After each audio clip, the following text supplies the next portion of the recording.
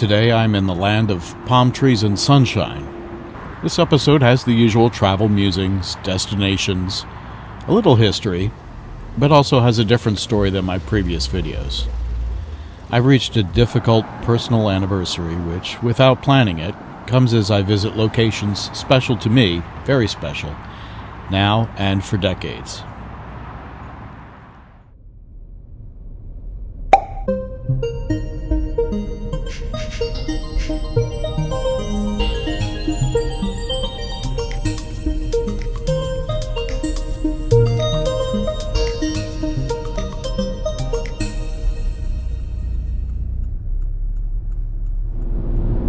I'm not much of a morning person, but when I'm on the road, morning is fine. I'm out fairly early on the way from Santee State Park in South Carolina to Tampa, Florida. Sounds good to me. Here we go. It was an uneventful morning. I had everything together pretty much. I never unhitched in Santee, so made for an easier getaway. And I have, I guess, about 8 hours on the road today. Not too bad. It is overcast, which is fine. No glare. And a little bit of rain expected along the way. That's fine too. I still have a fair bit of road salt on the trailer and the car from going through all the snow and ice in Virginia and North Carolina, and of course digging out the trailer from home. So a little bit of rain is welcome. That'll help wash things off. I did rinse things a little bit while I was at camp, just to knock the heavy stuff off. Other than that, expecting a pretty smooth ride. Today's route is Interstate 95 South to Interstate 4 in Florida, crossing through Orlando, and then on to Tampa. Pretty straightforward. As is the highway. Some people don't care for long straightaways. I like them. Boring and straight. No drama.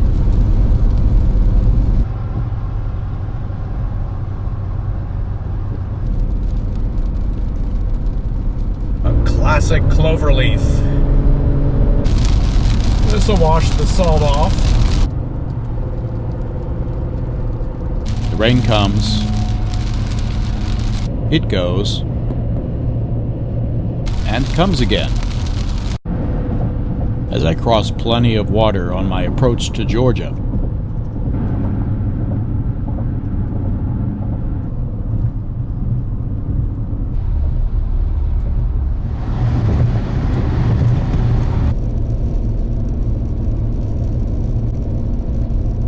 With a break in the weather, I'll stop for gas.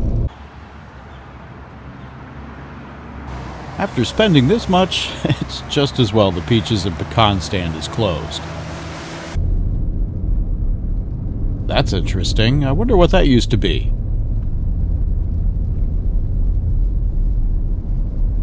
More rain. Wow, look at the spray from the trailer. Not sure potty time can wait for 102 miles. These trees seem larger than palmettos. I think these are real palm trees. Must be close to Florida.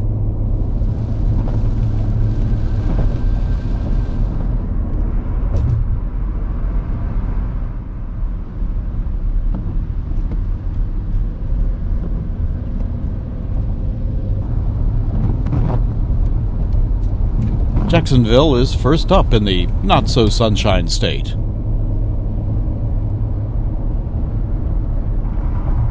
The signs are coming by fast. At least traffic is light.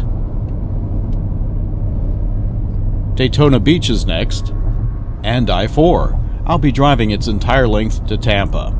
It's also the end of the rain, which did a nice job of cleaning the car without leaving much, if any, road grime. I guess I got a free car wash and trailer wash. The bridges and paint colors are so Florida, no mistaking where I am. It's going to be a busy road from here on out. Orlando is like a Disney World ride.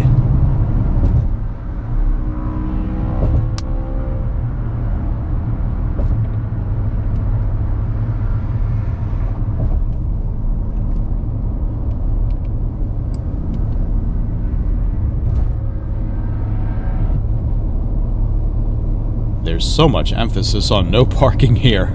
I get the message. Nothing says Florida like lots of theme parks, cartoon rodents, sea creatures, buildings, and colonnades of palm trees along your route.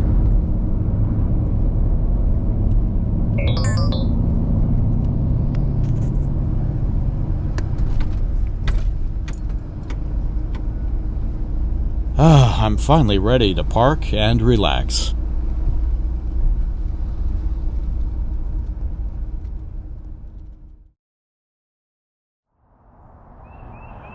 Well, good morning from Tampa, Florida, actually Dover, which is a little to the east of Tampa. Today's an off day for me. I'm going to just do some things around the trailer. I still have to de-winterize because I've been in very cold places for a long time, so it's nice to be here where it's warm. Actually, very cloudy, cool, damp. It rained overnight. Residents here would think it's rather cool. For me, it's warm because I'm used to the colder weather, so I enjoy this. I'm happy to be here. It's Industry Day at the Tampa RV show. I did not register for it because I missed the deadline because I didn't know if I was going to be here or not, so that's okay. I'm going tomorrow and also Thursday, so you'll see the videos of that. In the meantime, just some work around the trailer today, a little bit of an off day, which is good. I had 2 long travel days, and an off day is very welcomed. All that heavy rain I drove through really cleaned up my wheels nicely. Everything was so full of salt and grime, and now it's pretty clean, actually. Yeah, not bad for not having washed the car.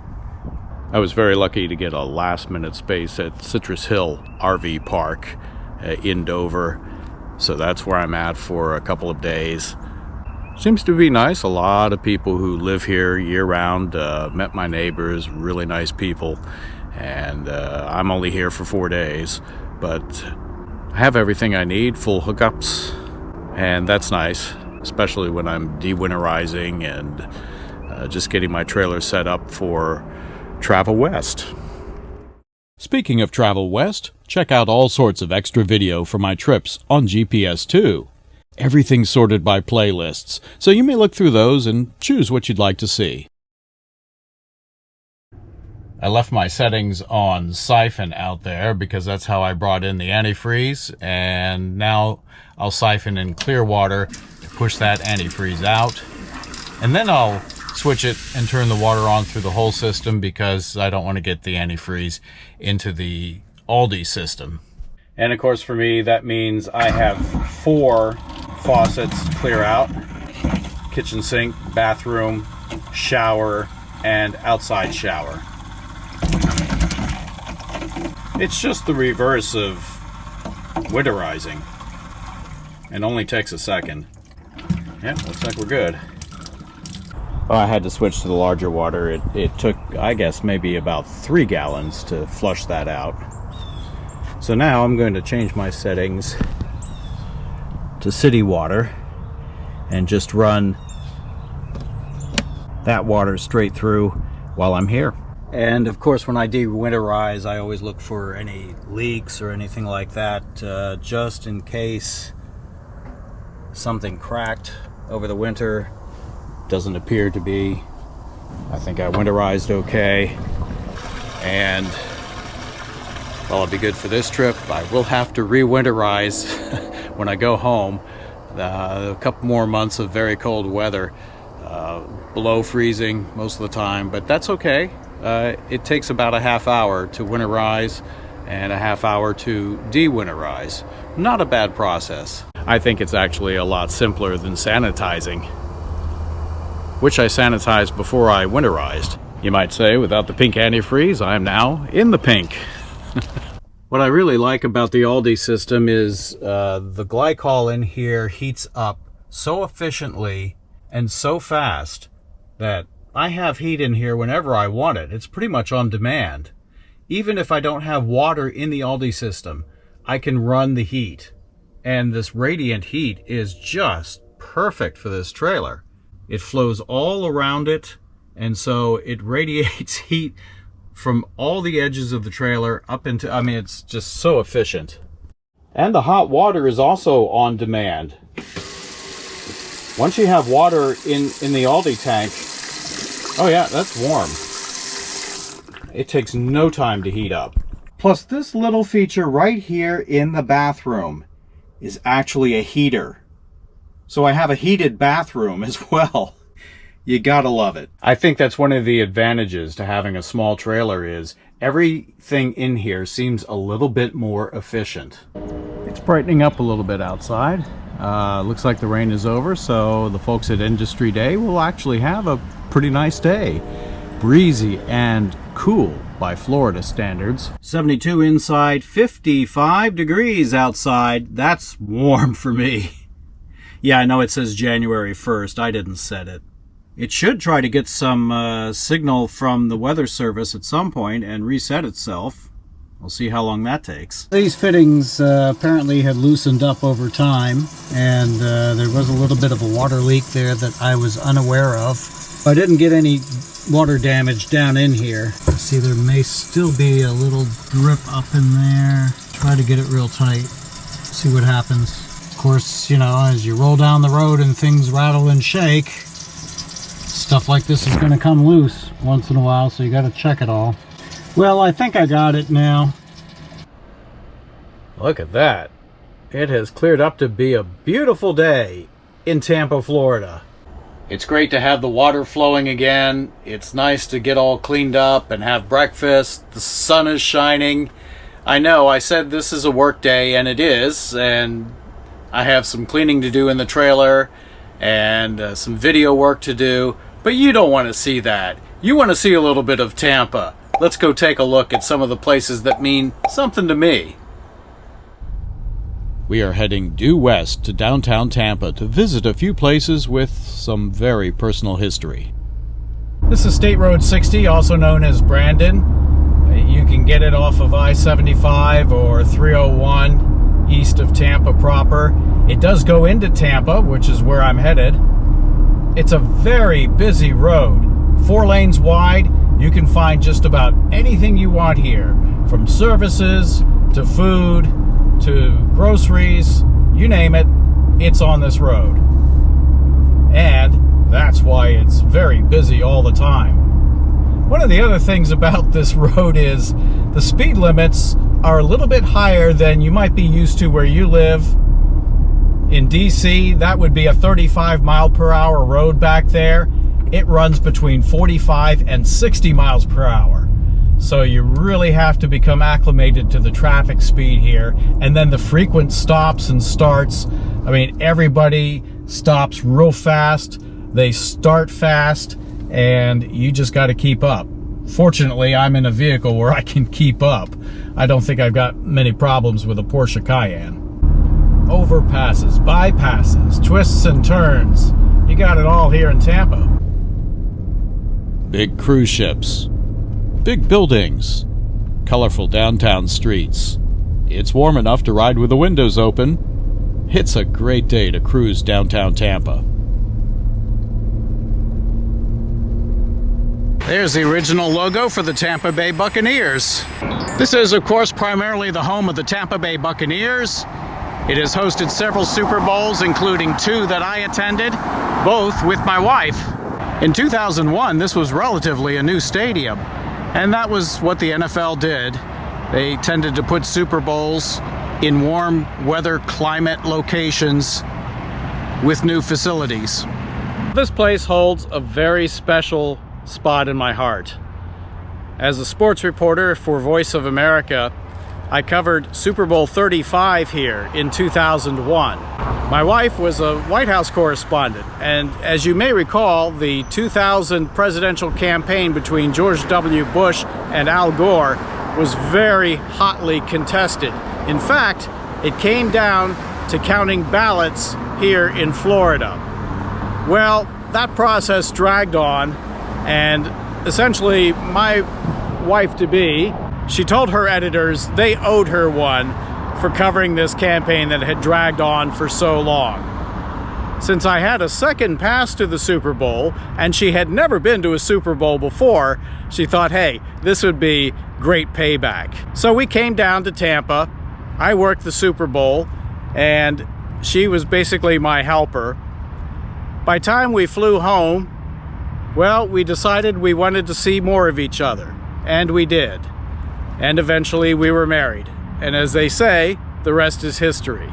We did come back in 2009 for Super Bowl 43, where her beloved Pittsburgh Steelers were playing and won, and her favorite rock and roll star, Bruce Springsteen, was the halftime show. So we got to see both of those in person, and the winning touchdown, in fact, was scored pretty close to where we were sitting in the end zone. So quite a remarkable Super Bowl, a return to where it had all started.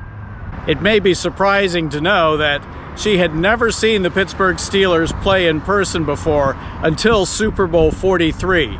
This is somebody from Pittsburgh who bled black and gold and loved the Steelers, but she had never actually seen them play until she came here.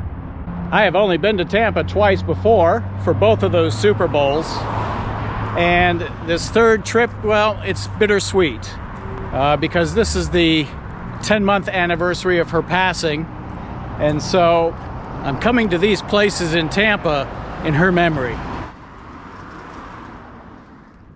So I find myself here in Tampa for a third time. Much tougher standing here than I expected.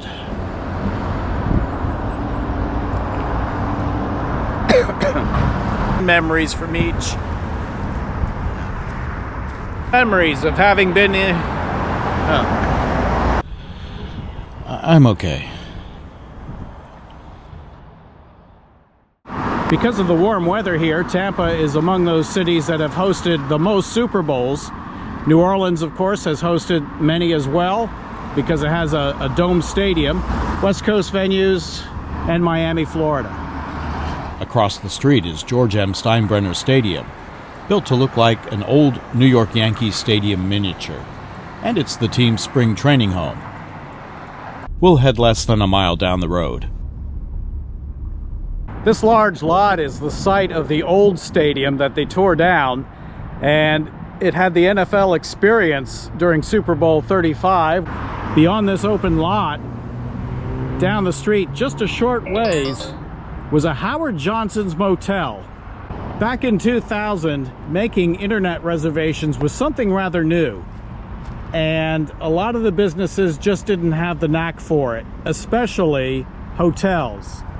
They didn't know how to block out dates. They didn't know that they shouldn't take reservations more than a year in advance, that kind of thing. It was all brand new.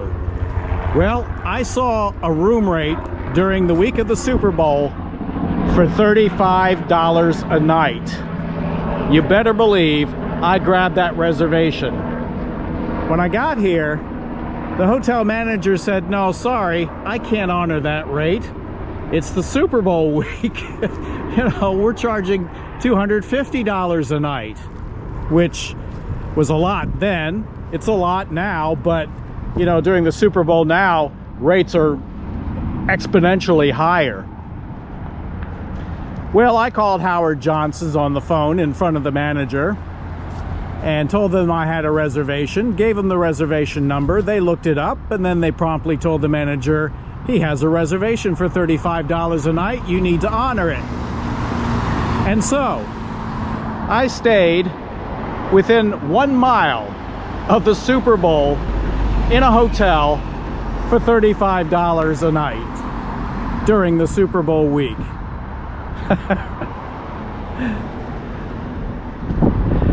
You know, I saved my office a lot of money doing that. I don't think anybody really understood or cared about it, but my immediate boss did. He was quite thrilled, and not have to pay for ground transportation from some faraway place to get to the stadium. The little Howard Johnson's Motel that I stayed at doesn't exist anymore. He used to sit on this lot. It has since been replaced by a much larger Holiday Inn Express. Pretty much the only businesses that were along this road in 2001 were pawn shops and strip clubs, along with the Howard Johnson's Motel and the stadium. So from this lot essentially was my short walk down the road to the stadium. 24 years later, it's quite a developed area. This adult club remains intact from 2001, as does the alien spaceship on the roof, although the windows are now painted. There is still visible damage from Hurricane Milton here. That's my street. Well, this is Ybor City, and this is the location where my wife and I first had dinner together. It was her birthday. I didn't know it, and I felt like I needed to treat her to dinner. So we came here to Ybor City, which was very vibrant at the time of the Super Bowl, as you may imagine. Ybor City Historic District is large, filled with very old buildings, one of Tampa's earliest commercial centers with a rich Cuban immigrant history. It has gone through many phases through the years, but it remains a vibrant destination for residents and visitors. This is how Ybor City got its name. Vicente Martinez Ybor, who was a wealthy Spanish cigar manufacturer from New York and Key West, began development of Ybor City right here in 1885. And it was on April 12, 1886 that 500 Cuban cigar makers boarded the side-wheeler Hutchinson in Key West and then sailed for Tampa. About 3,000 workers arrived by the end of the year. Cigar factories and home construction flourished. As you might imagine, business was thriving. Ybor City became known as the cigar capital of the world. The Ybor City Historic District includes more than 1,300 buildings. It has nearly 1,000 of which are historic, and the buildings include the largest collection of cigar factories and related industrial structures in the United States. It's a major collection of commercial and commercial residential structures, a group of ethnic clubhouses, and historic worker housing. Many of the structures were built between 1886 and World War I, and they display prominent Spanish and Cuban influences. As you look, the wrought iron balconies are a dead giveaway. The Ybor City Historic District was listed in the National Register of Historic Places in 1974, so it's been here for over 50 years. Because of its importance in the nation's immigration movement, the National Park Service declared Ybor City a National Historic Landmark District in 1990. They have streetcars here.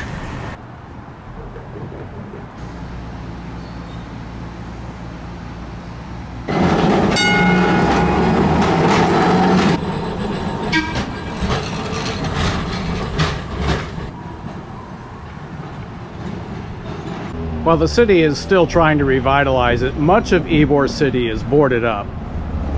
There's a lot of space available for lease, a lot of businesses that can come in, and it had a tough time after Hurricane Milton. Perhaps yet another British invasion can help revitalize at least this small part of town. Charming neighborhoods with interesting homes.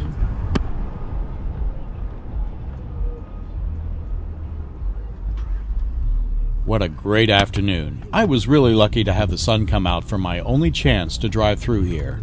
I'm heading back to the trailer.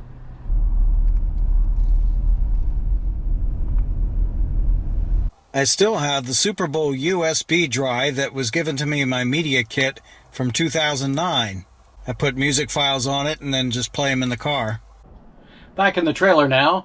That may not have been the touristy route to go through Tampa and some of the highlighted places that most people would go see, but those are very special locations to me, and that's why I went. Now getting some work done here. Very pleasant in the trailer. It's about 80 degrees in here. Nice breeze blowing through, a fan on low going, and really enjoying it. Nice day.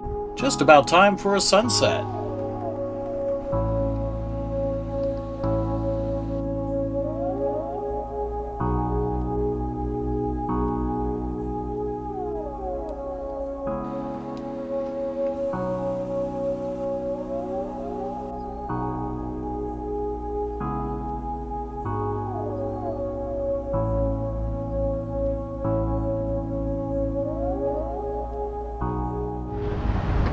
To cap off my personal tour of Tampa, I've come to here, Columbia Restaurant.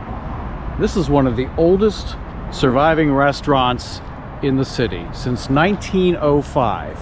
And this is where I took my wife to dinner for her birthday. Not realizing it was her birthday because I didn't know at the time.